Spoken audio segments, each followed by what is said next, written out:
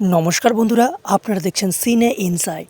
শুধু তোমারই জন্য ধারাবাহিকের আজকের পর্বে দেখবেন রাহুল রাহির সাথে কথা বলার চেষ্টা করে, কিন্তু রাহি রাহুলের সাথে কোনো কথা বলতে চায় না। রাহি লক্ষ্যকে বলে রাহুলকে যেন তারা সেখান থেকে নিয়ে চলে যায়। এরপর রাহুল আবার রাহিকে ফোন করলে রাহি বলে আমার বাড়ির বাইরে না দাঁড়িয়ে থেকে বাড়ি ফিরে যাও, কারণ আমাদের মধ্যে আর কোনো কথা নেই, সবটা শেষ হয়ে গেছে, গুড বাই। এটা শুনে রাহুল অবাক হয়। এরপর রাহি বাড়ির সবাইকে বলে যে সে আর বাড়িতে থাকবে না, কলেজের হোস্টেলে থাকবে।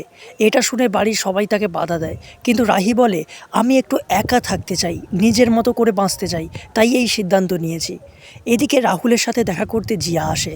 জিয়া বলে রাহুল, তুই রাহির জন্য কাঁদছিস?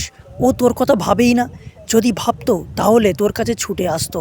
তুইও ওকে ভুলে যা, আর আমার সাথে বিদেশ চল, সবটা নতুনভাবে শুরু কর। তুই রাহিকে ডিভোর্স দিয়ে দে। আর এই কথাটা শুনেই রাহুল প্রচণ্ড রেগে যায়। রাহুল বলে আমাদের মধ্যে সাময়িক ঝগড়া হয়েছে জিয়া, তুই কি ভুলে যাচ্ছিস তুই কি কথা বলছিস? ও আমার ওয়াইফ হয়, তাই আমি ওকে ডিভোর্স কখনোই দেব না।